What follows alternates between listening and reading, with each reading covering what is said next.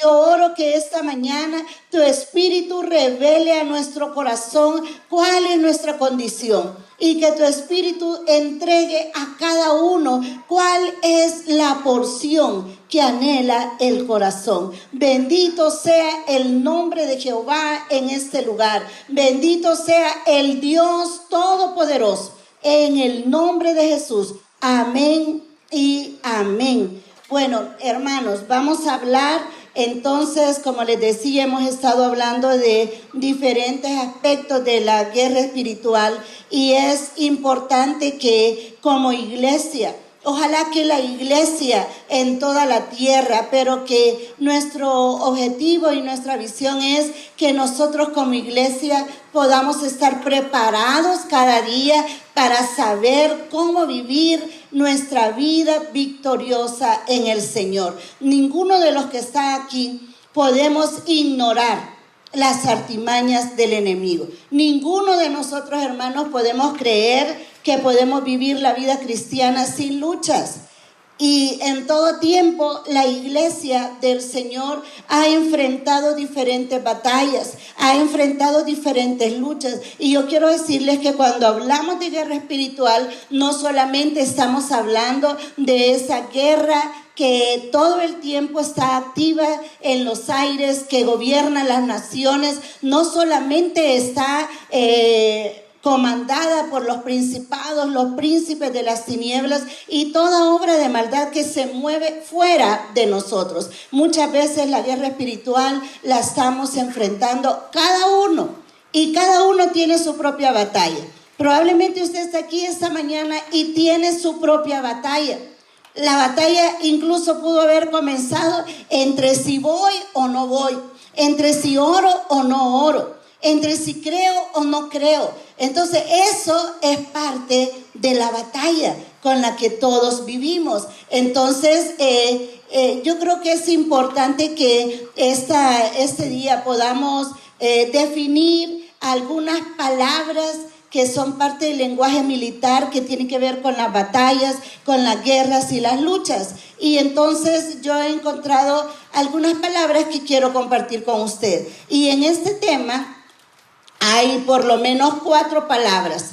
Y esas 4 palabras van a tener mucha relevancia para nosotros este día. Y la primera es guerra. ¿Qué dice la Biblia acerca de la guerra? ¿O qué entendemos nosotros cuando estamos hablando de guerra? Y la Biblia dice que hay una guerra espiritual entre la fuerza de nuestro adversario. Hermano, el adversario es el que se nos opone, el que nos dice todo lo contrario de lo que la palabra del Señor nos dice. Entonces hay una guerra espiritual entre la fuerza de ese adversario y el ejército de Dios. Ahora, no es una batalla, como decía hace un momento, que sucede solo fuera de nuestro control, sino que afecta la vida de todas las personas. ¿Cuál es la diferencia? Que nosotros, diga conmigo, nosotros enfrentamos batallas y tenemos luchas todos los días. Pero la diferencia es que aunque estamos amenazados y estamos acosados por nuestro adversario, nosotros servimos al Señor y recurrimos a Él y vamos a Él cuando estamos en diferentes pruebas. Amén, hermanos, vamos a Él. Pero hay otro grupo de personas que no van a Él. Entonces, ¿qué es lo que pasa con ellos? Lo que pasa es que se vuelven esclavos o están bajo el yugo del diablo, del yugo de ese adversario. ¿Y cómo están debajo de ese yugo? A través de las adicciones, a través de toda filosofía, a través de toda sutileza hueca. Ya algunos comienzan a pensar como piensa el mundo, como piensa todo el pueblo que no conoce a Dios. Y eso los hace esclavos de todo esto que el mundo nos ofrece. Pero otros lo hacen también a través de las adicciones. Y conocemos mucha gente, probablemente familiares nuestros, que están esclavos, están esclavizados bajo el yugo del alcohol o de las drogas o de la pornografía, de cualquier tipo de inmoralidad y están en esa batalla toda la vida, año tras año. Algunos de ellos se envejecen, algunos de ellos mueren en sus mismas adicciones. ¿Y qué quiere decir eso? Que nunca usaron su armadura correcta, nunca ganaron esas batallas. Entonces, la vida espiritual es una vida de guerra. Y ahora le quiero decir una cosa. Puede ser que usted diga, ay, qué alegría que yo no tengo ninguno de esos pecados. Pero también, hermanos, es una batalla, nuestra propia mente, nuestros propios pensamientos, esas cosas que nos hacen sentir deprimidos o cualquier situación que le da rienda suelta a la parte emocional y nos hace vivir en una derrota permanente. También el enemigo tiene que ver con eso. Y todos los días tenemos que luchar con eso. Yo quiero decirles, iglesia, que después de la pandemia, la mayoría de nosotros durante ese tiempo experimentó cualquier cantidad de situaciones del alma, de las emociones. Pero yo veo que ahora, a lo largo, no solo aquí nosotros, sino que en todos lados, ahora como que ese ha sido como un caballito, ¿verdad?, de batalla, donde la gente dice, ay, es que a mí la pandemia me dejó en depresión, es que a mí la pandemia me dejó en ansiedad. Hermanos, eso es parte de la batalla. Yo quiero decirles que este año lo vamos a cerrar en victoria. Este año habrá un cierre de ciclo. Este año vamos a dejar a aquel que nos perseguía, aquel que nos acosaba, y vamos a entrar en un 2024, el año de las puertas abiertas. ¿Cuántos pueden decir amén a eso? Es el próximo año, entramos en ese año de puertas abiertas, donde vamos a entrar habiendo dejado atrás aquel que nos perseguía, porque la iglesia se está poniendo de pie para tomar sus armas, para tomar su armadura y entrar en victoria a este nuevo tiempo. Entonces la guerra es esto. Son todas esas experiencias, esas confrontaciones que tenemos con Satanás mismo y todo lo que él orquesta para vernos en derrota. Ahora, una pregunta, ¿será lo mismo la palabra guerra que la palabra batalla? Esta mañana yo creo que sería bueno que pudiéramos poner en claro esto, si es lo mismo. Y fíjense que la palabra batalla se define como un combate entre las fuerzas armadas contrarias. Todos los que estamos aquí esta mañana, que tenemos un exceso de juventud, nos recordamos ese tiempo de la guerra en nuestro país. Y nos recordamos, yo no sé cuántos de ustedes recuerdan los helicópteros, recordamos el sonido de las bombas, el sonido de las balas, todo eso. ¿Qué significaba eso? Que eso era propio de un combate entre dos fuerzas fuertes, ¿verdad?, grandes que había en ese tiempo y que se oponía una contra otra. Entonces, la batalla se define como un combate entre dos fuerzas armadas contrarias. Durante una guerra se libran las batallas. Quiere decir que las batallas son parte de las guerras. Dígale al que tiene a la par, la batalla solo es parte de la guerra. Ahora, ¿qué pasa con esto? Quiere decir que las batallas son esos momentos de luchas que donde se puede perder o donde se puede ganar. Muchos personajes en la palabra nosotros vemos que fueron victoriosos y que ganaron algunas batallas, pero hubo otros que no la ganaron. Hubo otros que se perdieron esas batallas. Y yo recuerdo que una de esas batallas terribles que vimos como pérdida la encontramos en el libro de Jueces. De Josué. Recuérdense ustedes que Josué venía de una batalla bastante importante donde habían botado los muros de Jericó, donde había habido tremenda victoria y el pueblo estaba contento de ver la manifestación de Dios. Pero resulta que en una siguiente batalla, sin buscar el consejo de Dios, se van a meter a una batalla con Jai y ellos perdieron esa batalla. el pueblo enemigo se los comió como langostas. Entonces en la palabra nosotros vemos que algunos siervos de Dios ganaron esas batallas y otros las perdieron. Entonces hay batallas, hermanos, que se pueden perder o se pueden ganar sin haber finalizado la guerra. Quiere decir que en una guerra tiene lugar varias batallas. Una guerra está formada por varias batallas, pero ganar una batalla no es ganar una guerra. ¿Están conmigo, hermanos? Usted puede ganar una batalla, pero no ha ganado la guerra. ¿Qué significa eso para nosotros en el mundo espiritual? Que nuestra vida está formada por muchas batallas.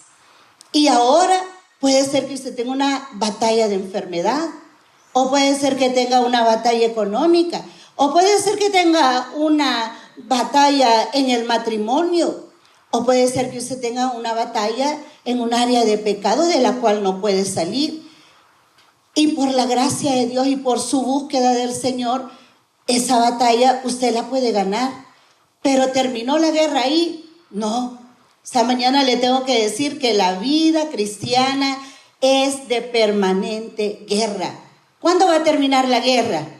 Cuando usted y yo nos presentemos delante del Señor. Amén. Mientras tanto, hermanos, tenemos que estar conscientes que hay una guerra en la cual estamos. Entonces, la batalla podemos perderla o podemos ganarla. Y la guerra está formada por muchas batallas. Que ganemos una batalla no significa que ganamos la guerra. Usted puede haber ganado una batalla ahora y perder otra mañana. Y sigue en la misma guerra. Ahora, hay otra palabra que es clave en este tema, y es la palabra botín. Yo recuerdo que una buena parte de nuestra vida, mi esposo y yo, mi familia, estuvimos participando en estos retiros de sanidad interior dentro del país y fuera del país. Y justo anoche yo estaba recordando que el último día de ese retiro, siempre en la mañana nos levantábamos a orar y decíamos, ¿verdad? Hermano, bueno, yo iba al de mujeres, mi esposo dirigía los encuentros de hombres, pero orábamos en la mañana del domingo y decíamos, hermanos, hoy vamos a orar porque este es un día para recoger el botín. ¿Y qué significaba eso que vamos a recoger el botín? Quería decir que la victoria era tan grande dentro de este tipo de retiros donde literalmente la gente se volvía al Señor, donde literalmente muchos fueron liberados en ese lugar, muchos recibieron a Jesús en esos encuentros y esas fueron batallas ganadas. Entonces quiere decir que el botín era como la recompensa, era como el salario del guerrero. Y yo encontré que botín es un conjunto de bienes tangibles, cosas que se pueden tocar y que se apropia el ejército ganador, se apropia de esas posesiones que el enemigo tiene y que tras la batalla el enemigo ha sido vencido y entonces el ejército que ha sido vencedor toma todas las cosas que ese enemigo tiene y que todo esto forma parte de su salario o de su recompensa.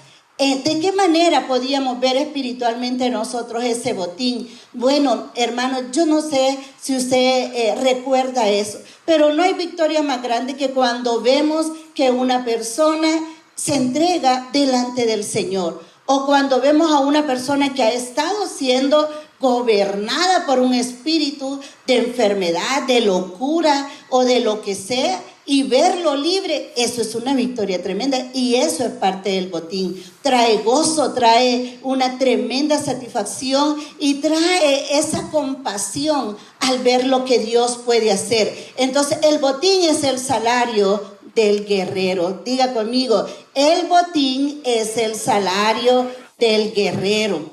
Y la otra palabra que yo quiero definir es la palabra bendición. Recordemos que nuestro tema es de la batalla al botín y del botín a la bendición. Entonces quiere decir que el botín es el salario del guerrero, pero la bendición es aquello que a Dios le plació darnos y que eso permanece. La bendición es ser plenamente bienaventurado. Así lo define el diccionario cristiano y dice estar enteramente satisfecho. Se refiere a recibir el favor de Dios independientemente de las circunstancias. ¿Cuál es la bendición? Cuando usted no le ve ni cabeza ni cola, usted no le ve ni comienzo ni final. Sin embargo, Dios mueve su mano. Y por encima de cualquier circunstancia, Dios abre los cielos, Dios abre la puerta, Dios trae nuevas condiciones, anuncia un nuevo tiempo de resplandecer, Dios hace un milagro, Dios interrumpe el curso natural de las cosas, Dios hace algo diferente. Sacuda por favor al que tiene la par y dígale, estás a punto de ver algo súper increíble de parte de Dios. Dígale a esta persona que está a la par, Dios va a interrumpir tus circunstancias, dígale. Y te vas a quedar sorprendido de lo que Dios va a hacer.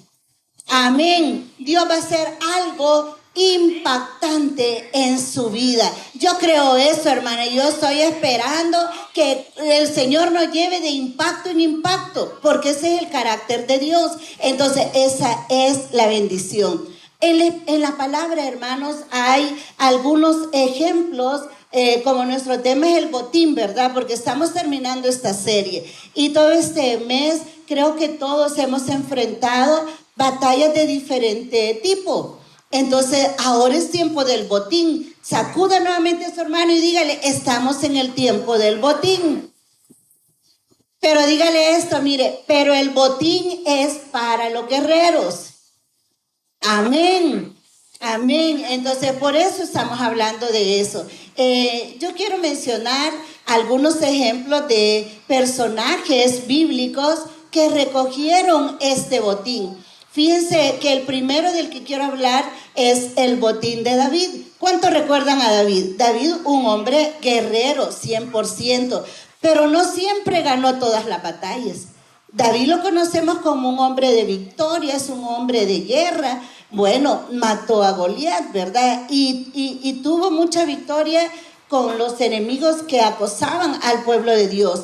Pero hubo momentos en que tuvo que pelear fuerte porque no le iba bien. Fíjense que en 1 de Crónicas, capítulo 26, versículo 27 dice, de lo que habían consagrado de las guerras y de los botines para reparar la casa de Jehová. Se lo vuelvo a leer. De lo que habían consagrado de las guerras y de los botines para reparar la casa de Jehová. Aprovecho de decir que este versículo no está hablando de botines de calzado, está hablando de la recompensa del guerrero. Fíjense, hermanos, que en el libro de Levítico, que es el libro de todas las leyes, ahí había hasta una normativa, había hasta leyes para cómo manejar el botín. Y aquí dice de lo que habían consagrado de las guerras. Muchos de los reyes, muchos de los ejércitos iban a las guerras y del botín que traían, ¿qué era eso del botín? Imagínense, traía toda la riqueza del ejército enemigo. Entonces lo primero que hacían era que consagraban todo eso que le habían quitado al enemigo. Lo consagraban delante del Señor. ¿Pero para qué era usado? Por supuesto era usado, según dice esto, para reparar la casa de Jehová, para cuidar el templo de Jehová. Pero también para qué era ocupado este botín. Muchas veces este botín era ocupado, y de acuerdo con los ejemplos que vamos a ver, era para el sostenimiento de los sacerdotes, para la tribu de Leví. Entonces estaban ahí estos hombres, según este pasaje, y dice de lo que habían consagrado de las guerras y de los botines para reparar la casa de Jehová. En este versículo yo pienso que hay algunas cosas que son buenas, que es bueno que nosotros lo podamos ver. Habla, hermanos, en primer lugar, de que el pueblo de Dios estaba siempre en guerra. Y eso no ha cambiado. Quizás ahora, cuando nosotros pensamos en Israel como pueblo de Dios, y creo que todos tenemos una interpretación de lo que está pasando ahora con Israel y Palestina, esa es una demostración, digamos, gráfica de la guerra. Pero el pueblo de Dios no solo es Israel geográfico, amén, hermanos. El pueblo de Dios somos nosotros, somos la iglesia, somos el pueblo que no era pueblo, según dice el apóstol Pedro. Somos linaje escogido. Entonces el pueblo de Dios, diga conmigo, o sea yo, estamos en guerra. Nosotros estamos en guerra todo tiempo. Entonces el pueblo de Dios siempre estaba en guerra. Y dice de lo que ellos sacaban de esas guerras, de las victorias que obtenían. Estaban en guerra, pero también estaban conquistando nuevas victorias. Los botines que recogían, el botín, las recompensas, los pagos que salían después de una guerra, eso era para la casa de Jehová. Lo traían a la casa de Jehová. Y yo estaba viendo que de qué manera lo hacían. Bueno, decían, miren, fui a la guerra, conquisté y gané. Y esto fue lo que le quité al enemigo. Y ahora lo traigo y lo consagro delante del Señor. Hermanos, qué tremenda bendición sería para nosotros que viniéramos y nuestros testimonios fueran, hermanos, yo he estado en guerra, he estado en una lucha tremenda, el enemigo me ha tenido acosado, pero me metí en esa guerra espiritual y conquisté, gané esta batalla. Gané esta victoria que el enemigo me tenía atrapado. Yo he estado enfermo, hermano, he estado pero mal, pero gané esta victoria. El Señor me dio la salida de esta enfermedad. Y entonces yo vengo y comparto esta victoria. Y esa es una conquista. O alguien que venga, que nosotros sabemos que tiene una batalla seria, con vicios, con adicciones, y que nos venga a decir, mire, por un año he estado sobrio. Por un año no he tenido cigarrillos en mi boca. Por un año he estado libre de la depresión. Ciertamente he peleado, he estado delante de Dios, he luchado, pero estoy aquí porque conquisté una victoria. Y en el lenguaje militar pudiera decir, y lo conquistado no se entrega. Y oren, hermanos, por mí, porque he logrado esa victoria durante todo este año. Vaya, no digamos un año, digamos un mes. Hermanos, este mes he estado en victoria. Lo que el enemigo ocupaba para mí, este mes, él no ha tenido ni qué conmigo, porque he estado en victoria. Compartir la victoria, la conquista que el Señor nos ha dado. Entonces, hermanos, esa es una cosa importante, darnos cuenta que toda nuestra vida cristiana es una vida de guerra y que Dios nos ha llamado ciertamente para estar delante de Él en victoria. Ahora, yo quiero decirles, hermanos, que esta es una realidad. Ninguna palabra, ninguna escritura nos dice que al venir al Señor nada malo nos va a pasar. De repente, hermanos, nosotros nos damos cuenta que estamos ante un proceso o una situación que no buscamos. Porque dicen por ahí que las malas cosas se aparecen cuando quieren. Pero las buenas cosas muchas veces hay que trabajarlas y hay que buscarlas. Pero muchas veces usted no está esperando ir donde un médico y que un médico le dé un diagnóstico de enfermedad que usted no estaba esperando. Y esas son batallas. Entonces la realidad es que el hombre de Dios, la mujer de Dios, siempre va a tener una situación por la cual estar delante del Señor. Yo recuerdo, hermanos, que en alguna vez en nuestra vida, yo me acuerdo, creo que estábamos en un niño de la iglesia donde nosotros estábamos se había muerto. Y habíamos ido al funeral en el cementerio y todo, y estábamos ahí, porque quiero decir un paréntesis, muchas veces esas pruebas o esas luchas no vienen necesariamente porque estemos en pecado. Es que simple y sencillamente vienen. Y usted debe saber que el enemigo, como dice la palabra, anda como león rugiente viendo a quién devorar. Si ahí nosotros tenemos que andar con las piedras, ¿verdad? Con la onda en la mano para no dejar que el enemigo tome ventaja. Y hermanos, nosotros estábamos ahí predicando, estábamos dirigiendo la ceremonia pues de cierre de ciclo de ese niño. Y cuando salimos del carro, salimos para el carro que nos íbamos para nuestra casa, en un cementerio, hermanos, donde hay vigilancia. Y entonces usted dice, pero ¿y qué pasó? ¿Cómo es que este adversario, cómo es que este espíritu del mal, de las tinieblas, busca un espacio para provocar un daño? Y resulta que cuando vamos al carro vemos las chapas del carro rotas, ¿verdad? Arruinadas, porque habían metido quizás un alambre o no sé qué más, pero nos arruinaron las chapas de la camioneta.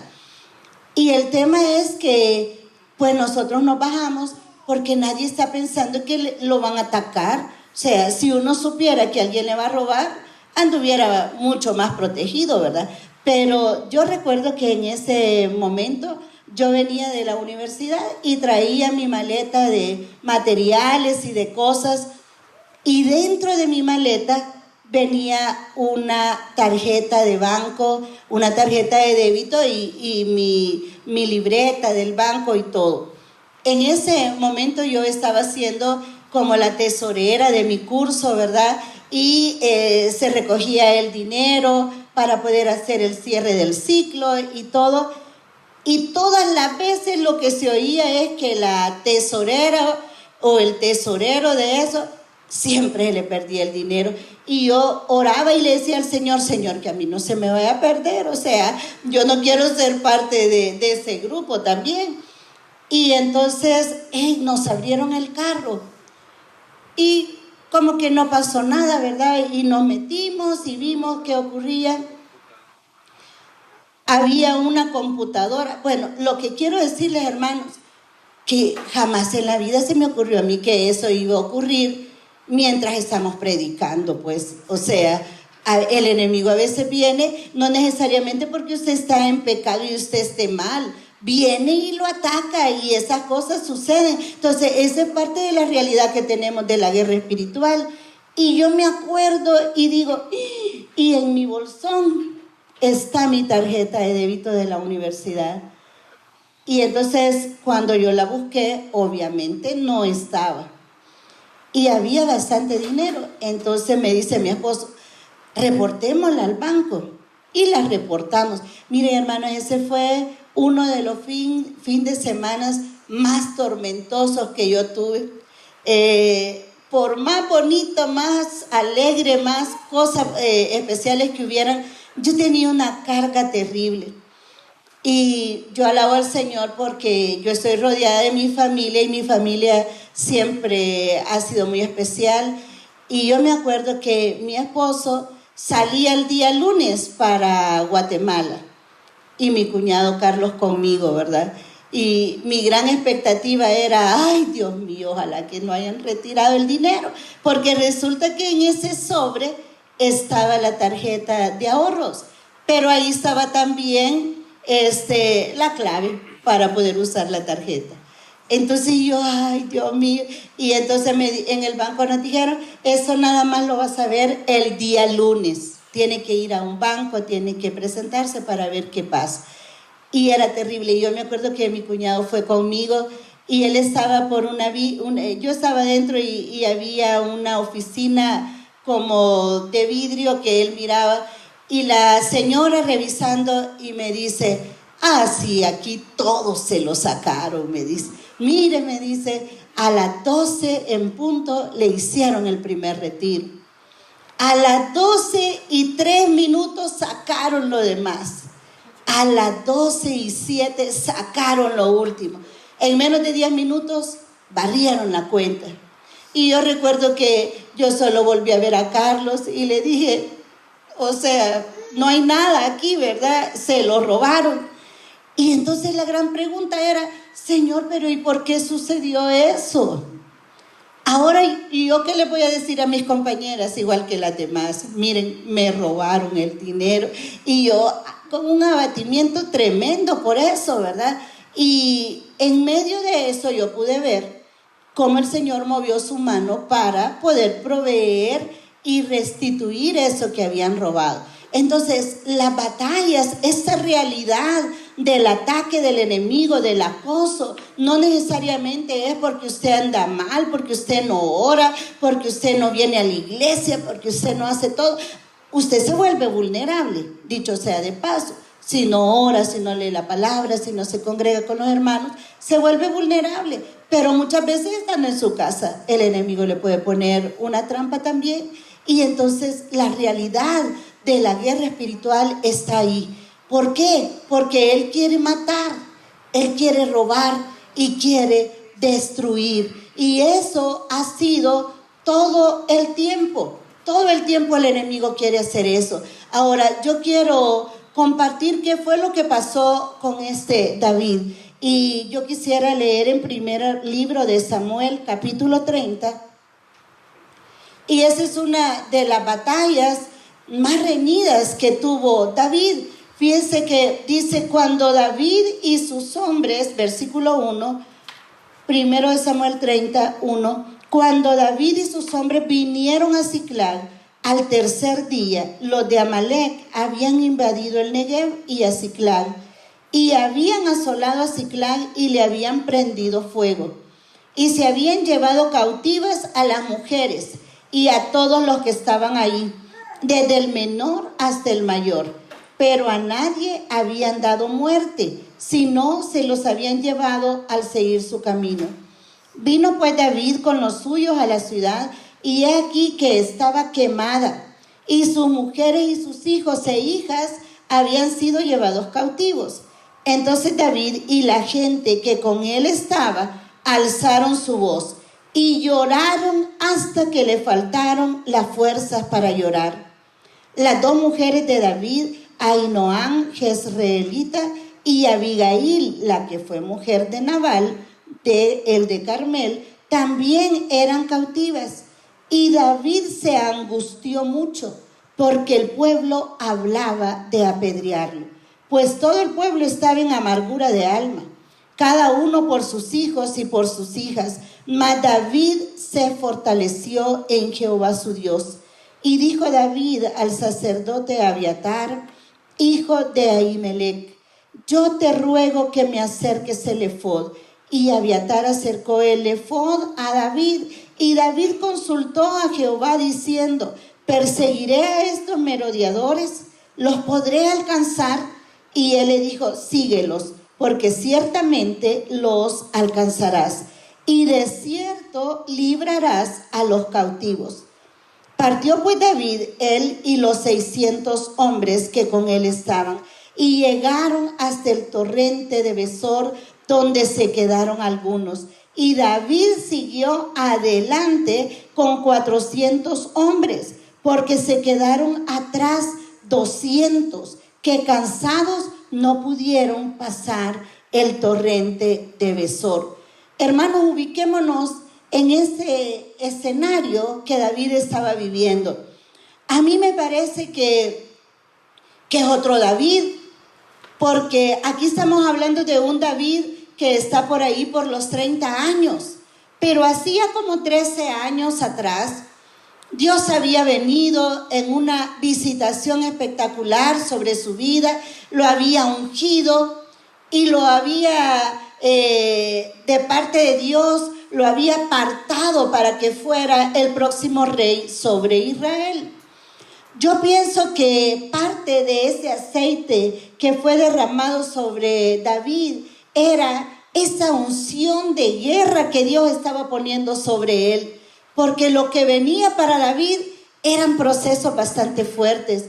Yo leo este pasaje y no quiero ni imaginar esa angustia con la que él estaba, y era una angustia generalizada, porque dice que el pueblo lloraba y no tenía más fuerzas para seguir llorando. Los enemigos, estos de Amalek, el espíritu de Amalek, hermanos, ahí venía como ejército, pero ese espíritu sigue latente y sigue vigente detrás del pueblo de Dios. ¿Y cuál es ese espíritu? Aquel que te arrastra, aquel que te agrede, aquel que te lastima, el que te traiciona. Amalek es el que pega fuerte por atrás. Y no hay duda que una de las cosas que más nos angustia y nos duele el corazón es cuando somos traicionados. De cualquier forma de traición que haya. Una traición dentro del matrimonio derriba una relación. Una traición con un socio en un negocio derriba y rompe esa relación comercial. Cualquier tipo de traición nos sacude. Entonces estos amalecitas habían venido y se habían levantado de una manera agresiva contra el pueblo de Dios. Entonces resulta que aquel David que había sido ungido, aquel muchacho guapo que tocaba el arpa y que era tan especial, ahora está huyendo. Y pues si Dios le dice, tú vas a ser el próximo rey de Israel, pues lo que se supone es que pensamos que David iba a tener un palacio. Pero ¿cuál fue el primer palacio que este rey tuvo? Una cueva de Adulán, lo que la palabra dice. Yo quiero decirles, hermanos, que entre la palabra y el cumplimiento de la palabra hay muchas batallas. Y hay una guerra tremenda.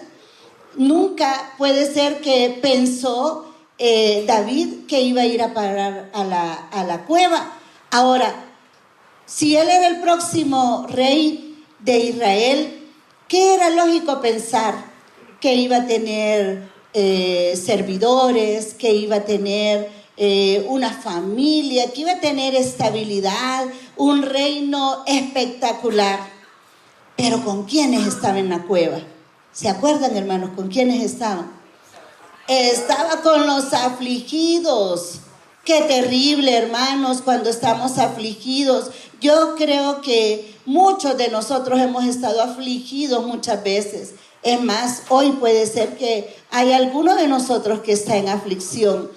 Pero no estaban solo afligidos, estaban endeudados. Y esos también andaban huyendo. De seguro los andaban buscando por todos lados, ¿verdad? Pero estaban endeudados. Y lo otro es que estaban amargados. Qué tremendo, hermano. Es difícil. Yo me imagino que debe ser difícil vivir con una persona amargada. Porque yo de eso no sé nada, hermanos. Yo vivo rodeada de gente que no es amargada. Pero qué difícil estar con 400 personas amargadas. 400 habían ahí. ¿Y qué estaban haciendo ahí? El rey estaba entrenando un ejército. Estaba en el capullo. Yo le llamo, estaba en la crisálida con todos esos. Porque, hermanos, esos afligidos, esos endeudados y esos amargados estaban en un proceso de transformación. Estaban en el capullo. Estaban en ese estire y encoge, no podían salir de ahí. Ni David mismo podía salir de ahí hasta que Dios formara en ellos el carácter de guerreros que Dios se había propuesto formar en ellos. Entonces, resulta que ellos están ahí y están abatidos. Y este era la historia de David, como él estuvo ahí antes de llegar a lo que Dios le había ofrecido. Entonces, en ese contexto, vemos a David ahora siendo perseguido por Amalek. Y en esta batalla, miren, hermanos, qué tremendo. O sea, la ciudad, dice la palabra, estaba quemada. No había esperanza. Todo había sido una cosa tremenda.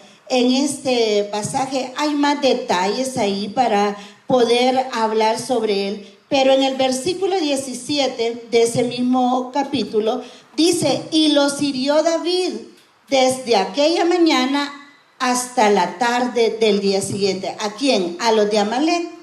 Y no escapó de ellos ninguno, sino 400 jóvenes que montaron sobre los camellos y huyeron. Y libró David todo lo que los amalecitas habían tomado. Y asimismo libertó David a sus 2 mujeres. Y no les faltó cosa alguna, chica ni grande, así de hijos como de hijas. El robo y de todas las cosas que les habían tomado, todo lo recuperó David. Tomó también David todas las ovejas y el ganado mayor, y trayéndolo todo delante decían: este es el botín de David. David recuperó no solo lo que Amalec había quitado al pueblo de Dios. Amalec era un ladrón, y de todos los que venía saqueando él, a todos los lugares donde venía despojando, toda la riqueza que tenían los amalecitas, aquí dice la palabra que David la recuperó toda. Y era un botín grande. Diga conmigo, era un botín grande. Y todos decían: este es el botín de David. Todo lo que Amalec, todo lo que el enemigo le había quitado, todo le fue devuelto. Yo no sé para quién tiene sentido eso, pero esta mañana yo quiero decirles, hermanos, la guerra sigue siendo la misma, y puede ser que sea el espíritu de Amalec, o sea, el espíritu de muerte, el espíritu de enfermedad, el espíritu de miseria, cualquier espíritu que haya venido y haya robado y haya arrebatado y se haya quedado con la bendición que Dios le entregó a su vida, a su pueblo. Dice el Señor: esta es una temporada del botín. Vas a recuperarlo todo, dice el Señor. Aún lo que el enemigo te quitó de la manera más dolorosa, lo vas a recuperar, dice el Señor.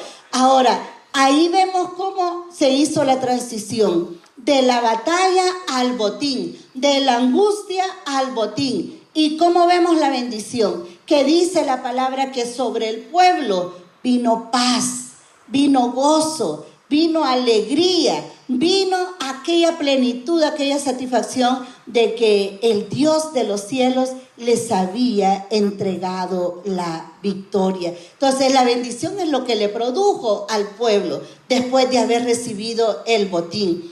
Ahora, yo quiero decirles que hay otras personas que vivieron eso, y yo quiero recordar el pasaje del botín de los leprosos y el pueblo de Dios. ¿Recuerdan ese pasaje, hermanos? Que Samaria estaba sitiada, y lo que pasaba era que los sirios habían cerrado, los habían como digamos cercado, para que ellos no tuvieran alimento.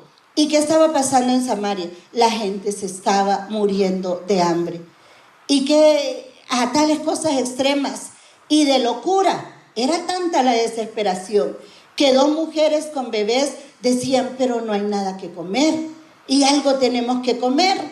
Y le dice una a la otra: comámonos primero tu bebé y después nos comemos el mío. ¿Se imaginan, hermanos, qué cosa más terrible? Estarse comiendo el dedito chiquito del pie, ¿verdad? Ay, no, ya pensé en Obed, yo, pobrecito.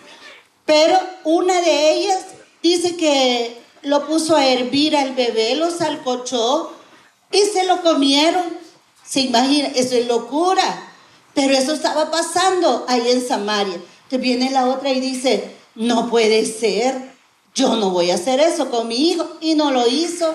Y ella sí guardó la vida de su niño, y eso la llevó donde el rey, para que el rey pudiera decir qué pasaba. O sea, era una condición de hambruna tremenda, de sequía probablemente, y estos sirios estaban gozándose de ver al pueblo de Dios en esa tremenda calamidad. En la misma escena aparecen 4 leprosos. Miren, hermanos, los leprosos eran personas sin futuro, sin esperanza, sin ningún destino de nada. ¿Qué pasaba con los leprosos? Eran aislados de las ciudades, no eran parte de la familia, no eran parte de la ciudad. Pero yo les dije a ustedes, hermanos, que la bendición del Señor llega e interrumpe cualquier circunstancia, por difícil, por imposible, por contraria que parezca. ¿Quién iba a pensar que la bendición para el pueblo de Dios iba a venir a través de los leprosos? Si la gente no los quería ni ver. Y dicen estos leprosos, ¿verdad? Mira, le dice uno al otro, deberíamos de ir ahí al territorio donde los sirios están. Lo más que nos puede pasar es que nos maten. Pero si no nos matan, a lo mejor ahí encontramos algo de comer. O sea, estos leprosos estaban en una situación bien crítica. No solo tenían lepra, tenían hambre. Y estaban en abandono, estaban en soledad. Pero le dice, mira, lo más que nos puede pasar es que nos maten. Pero vamos a ver qué pasa. Y dice la palabra que llegan al campamento y había un silencio sepulcral. Ahí no había nadie. No parecía que había gente que estuviera en pie de guerra. Y estaba en silencio todo. Y las casas estaban con las puertas abiertas. A tal punto que los leprosos pensaron, quizás esta es una emboscada o una trampa. Y van y abren una casa y ven el montón de comida en la mesa, y ven ropa, y ven cosas de valor, y ven oro, y ven plata. No puede ser. Quizás estos leprosos dijeron, es tanta la calamidad que tenemos que ya estamos alucinando quizás, o estamos viendo algún espejismo aquí, pero no puede ser. Pero tocan, ¿verdad? Y dicen, no, si es real, es comida, es pan, es fruta, es carne, comamos. Y comen los cuatro. Y dice que se dieron una comida como hace mucho tiempo no la tenían. Y después que se dan esa gran comida, dicen, ¿verdad? Qué increíble, mira todo lo que nos pasó aquí. ¿Y qué habrá pasado? ¿Qué habrá pasado, hermanos, ahí? Que Dios interrumpió el rumbo normal de la crisis y Él provocó efectos especiales. Él provocó que los cielos retumbaran. El Salmo 29 dice que la voz de Dios hace temblar la tierra y que quiebra las peñas y que suceden cosas maravillosas cuando Dios hace algo. ¿Y sabe qué había hecho Dios? Había provocado sonido de guerra, había provocado ejército marchando, hombres de a pie y a caballo. Y los sirios pensaron que Dios había armado a su pueblo y que ahora ellos los iban a vencer. Y entonces los sirios dijeron, vámonos mejor, porque aquí nos van a matar estos samaritanos. Y se fueron y dejaron ahí el botín. Acuérdense que ellos eran los enemigos. El botín siempre lo recogemos del terreno del enemigo. Entonces viene y la realidad que vemos en este pasaje es que dicen los leprosos, vamos y digámosle a los porteros lo que está pasando aquí, porque no es justo que solo nosotros comamos. Es justo que todos los demás también vengan a comer. Y entonces van donde el portero y le dicen, mira, esto está pasando en el campamento enemigo. Y nosotros ya comimos y nosotros nos vestimos y hemos agarrado todo. Pero tienen que avisarle al rey que eso es lo que está pasando aquí.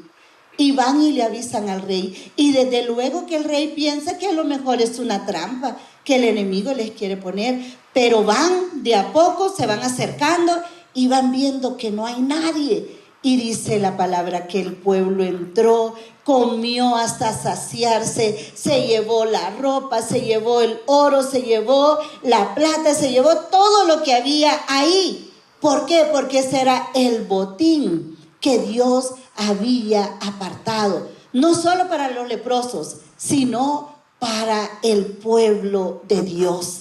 Hermanos, ¿qué efectos especiales estará creando Dios para sorprenderlo a usted? ¿Qué efectos especiales Dios está usando para hacer correr a su enemigo? Yo le quiero decir de parte de Dios esto con mucho respeto. No espere botín si usted no está guerreando. No espere esa bendición sorprendente si usted ni cuenta se da que está en guerra. Muchos de los cristianos, hermanos, no solo en ITC, en muchos lugares, hemos andado desnudos.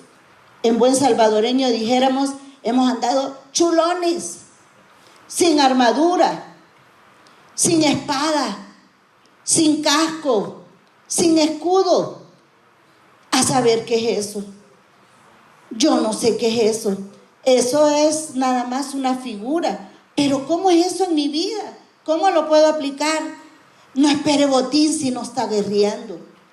Si no está delante del Señor diciéndole: Señor, esta es mi batalla. Señor, me presento este día. Repara mi armadura, Señor. Porque con el cansancio y todo lo que me ha pasado en la vida, esa armadura probablemente está rota, o está gastada, o tiene agujeros. Restaura mi armadura, Señor, y restáurala con mi tiempo de oración, confesando mi pecado. No quiero una vida de derrota. Hermanos, aunque estemos gastados y sucios de la batalla, no estamos vencidos. Pueden decir amén a eso. Entonces vienen estos ahora y se dan cuenta que Dios es capaz de cambiar todas las circunstancias, por adversas que estas parezcan. Yo le digo de parte del Señor esta mañana: no importa las circunstancias por las que usted ha pasado este año, y no vamos a ver cuál circunstancia es más grave que la otra. Todos hemos pasado circunstancias difíciles que muchas veces hemos dicho: ay, quizás de aquí no, ¿verdad? O ¿por qué, Señor, respondiste de esta manera? O ¿qué fue lo que pasó? Hemos dicho eso, pero Dios es capaz de cambiar cada circunstancia. Le comento el tercer botín. Había una sentencia de muerte sobre el pueblo de Dios, y este se llama el botín de Esther y el pueblo de Dios. ¿Y qué se había dicho sobre el pueblo? Hay que matarlos a todos los judíos. Ellos no deben de ser parte de este gran imperio persa. Y entonces ahí este enemigo estaba representado, según los historiadores dicen, de un hombre muy influyente, de un hombre que oía o que hablaba al oído del rey. Y ese hombre tenía mucho dinero. No recuerdo exactamente ahorita, pero la casa de este personaje, que se llamaba Amán, era una mansión y estaba valorada, hermanos, en cualquier cantidad millonaria. Quizás del famoso más prominente que tenemos ahorita, mucho más, esa mansión donde él vivía. Y entonces ese hombre tenía como objetivo matar a Esther, a Mardoqueo y a todos los judíos. Pero venía el tiempo de la recompensa y la visitación del Señor. Y miren, hermanos, una de las cosas que yo le quiero decir para su corazón, que el diablo es malo, pero nunca va a destruir el propósito de Dios en su vida. O sea, hermanos, Dios nos ama tanto que Él no le va a permitir al enemigo que Él destruya y se salga con la suya, porque Él nos ama.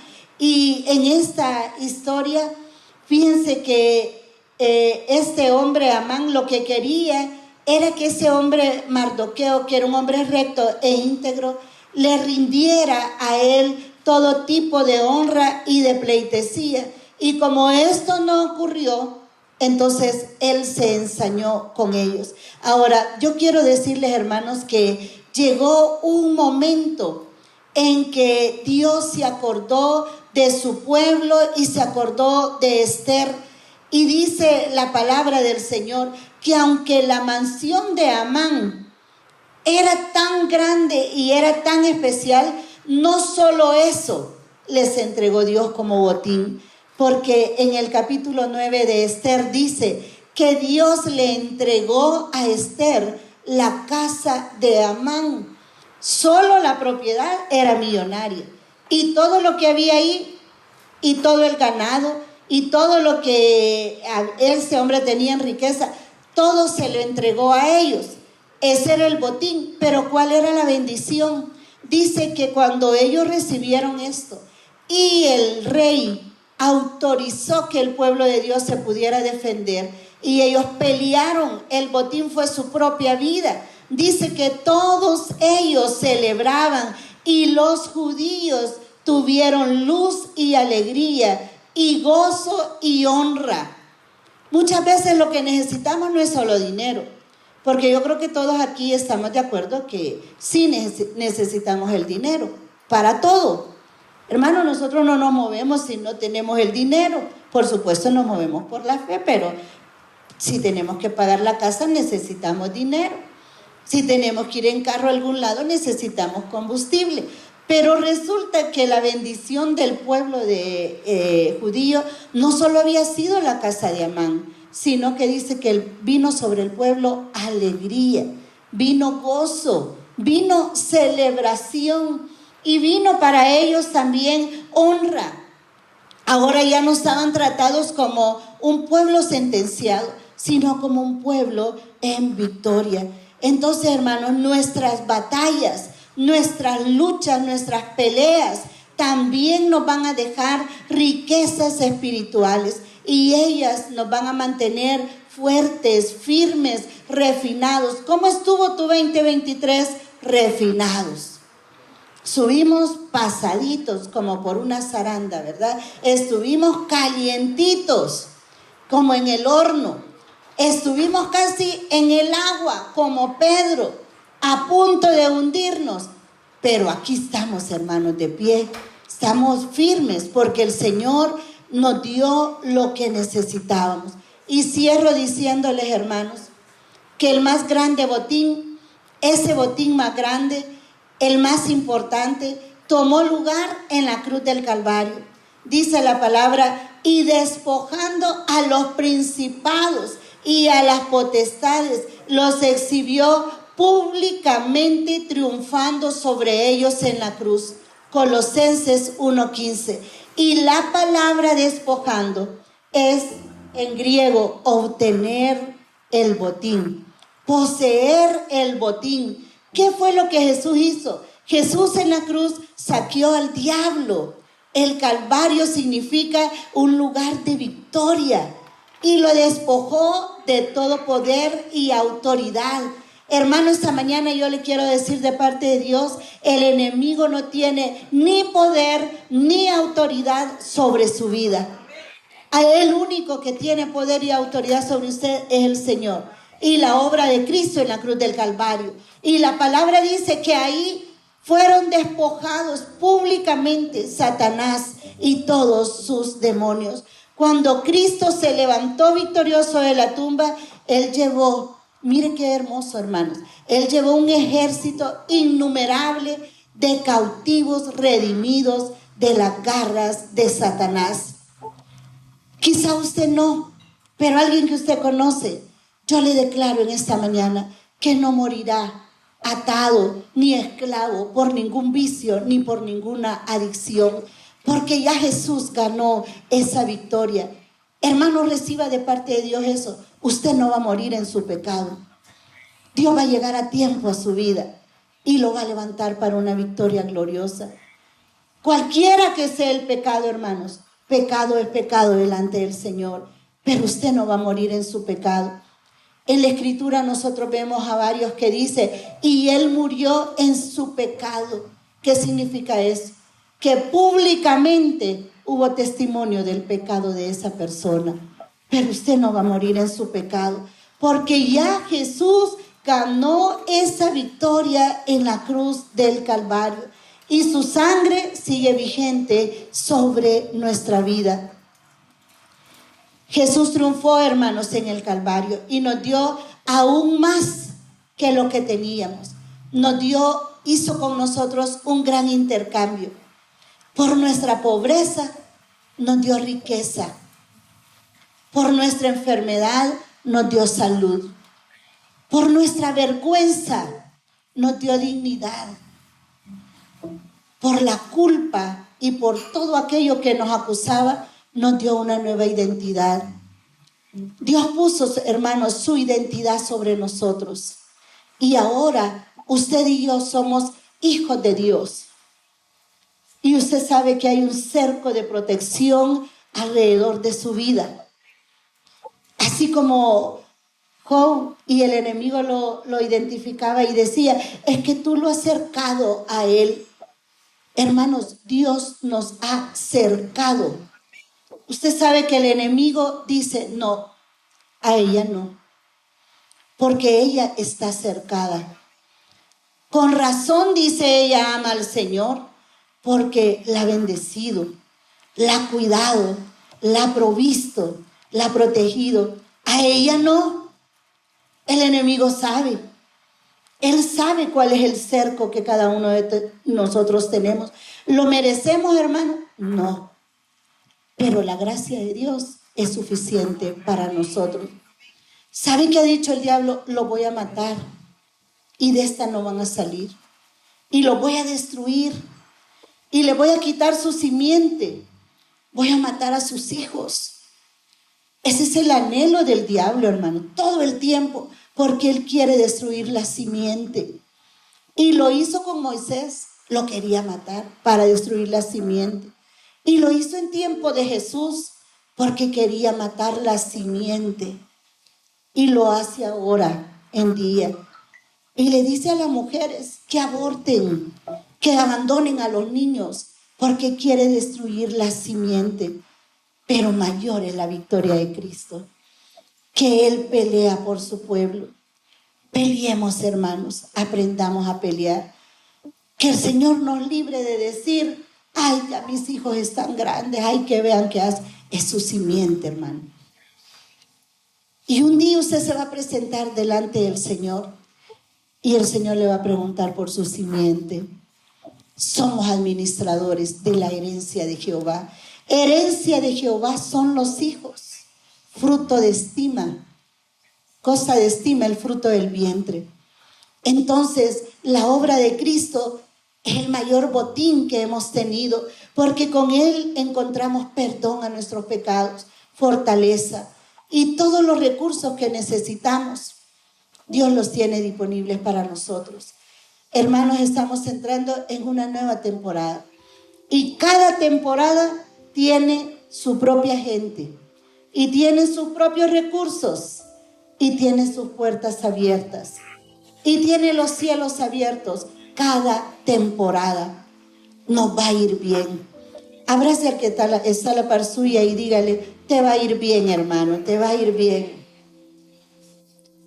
Dígale, yo te declaro en esta hora que en los postreros días el Señor te llenará de su espíritu, te dará sueños, te dará visiones y tus hijos no se van a perder. Ellos profetizarán, estarán delante de reyes, serán cabeza y no cola. Y tus hijos, el Señor los levantará en todas las naciones como olivos verdes de la casa de Jehová. Y dígale a su hermano, y lo que el diablo dijo para destrucción de tus hijos, esta mañana el Señor lo está cancelando. Se invalida todo decreto de muerte, todo decreto de oscuridad que en secreto se gestó. Es sacado a luz esta mañana y Dios te traerá una descendencia poderosa que poseerá las naciones, las promesas de Dios, la victoria de Cristo. Tus hijos y tus hijas, tus nietos y tus nietas serán parte del ejército de Dios para este tiempo y para esta hora. Y yo te declaro, dígale a su hermano, aún los hijos que no has tenido van a nacer para ser victoriosos. Ellos conquistarán las puertas de sus enemigos. El diablo no se los va a robar, porque ellos están marcados con la sangre del Cordero. Aleluya. Levante sus manos ahí donde está. Padre, yo bendigo a tu pueblo esta mañana. Y yo declaro, Señor, que cada buena palabra llena sus corazones. Yo declaro una iglesia guerrera, una iglesia, Señor, de muchas batallas, pero también de muchas victorias. Señor, estamos aquí de pie, creyendo, Señor, en tu victoria, y en lo que tú vas a hacer por nosotros, Padre. Señor, hacemos pacto contigo de caminar en la victoria de Cristo, en la verdad de la palabra esta semana. Yo declaro, Señor, que cada hombre y mujer que está en este lugar, esta semana será poderosa, será victoriosa. Dice el Señor, yo te ayudo, yo te sostengo. Yo cambio, dice el Señor, toda armadura gastada y sucia y te pongo nuevo manto. Dice el Señor, esta mañana te doy armadura nueva, te doy un manto de poder y autoridad y te doy toalla para el servicio, dice el Señor. Estarás listo para servir a los santos, estarás listo para usar tus dones, dice el Señor, y estarás listo y habilitado para ganar toda batalla, declara el Señor. Oh, gracias, Señor. Confesamos, Señor, ese pecado que nos acusa, pero este día declaramos que hay victoria en el nombre de Jesús. Señor, gracias por tu amor. Gracias, Señor, por el botín más grande que hemos recibido, que es Cristo en nosotros, tu esperanza de gloria. En el nombre poderoso de Cristo Jesús. Amén y amén. Denle un aplauso al Señor.